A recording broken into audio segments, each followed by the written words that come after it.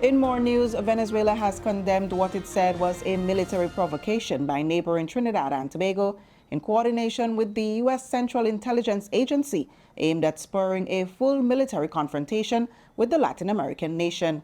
Joint military exercises between the U.S. and Trinidad and Tobago are currently underway in the Caribbean, and Venezuela said it had captured a group of mercenaries with direct information of the American Intelligence Agency and whose goal it was to carry out a false flag attack in the region.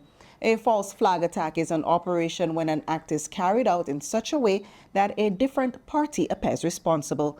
Venezuela's government said in a statement, and I quote, "A false flag attack is underway in waters bordering Trinidad and Tobago or from Trinidadian or Venezuelan territory to generate a full military confrontation with our country," unquote. The statement, issued by Vice President Delcy Rodriguez, did not offer further details or evidence of the false flag attack accusations. Earlier this month, the U.S. President Donald Trump confirmed reports that he authorized the CIA to carry out covert operations in Venezuela. Barbados's Prime Minister Mottley says the possibility of the disruption of peace in the Southern Caribbean is a major concern for all.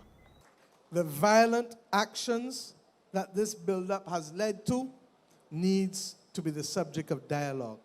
And I have said before, almost every war in the world in history has been ended by dialogue.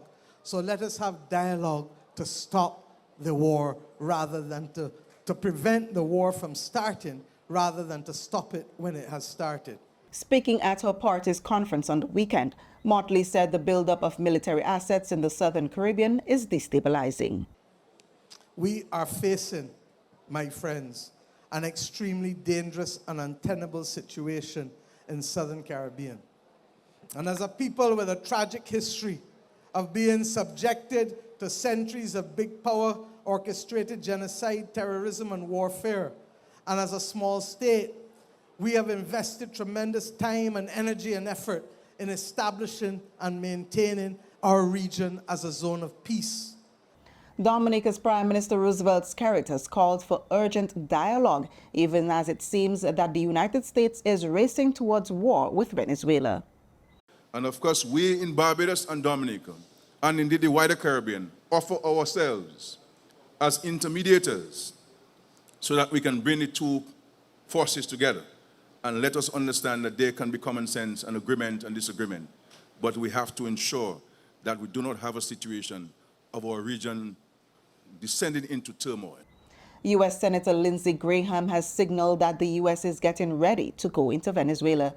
President Trump's made a decision that Maduro, the leader of Venezuela, is an indicted drug trafficker, that it's time for him to go. He said in Washington on Sunday that President Donald Trump has indicated as much. President Trump told me yesterday that he plans to brief members of Congress when he gets back from Asia about future potential military operations against Venezuela and Colombia. So there will be a congressional briefing about a potential expanding from the sea to the land. I support that idea.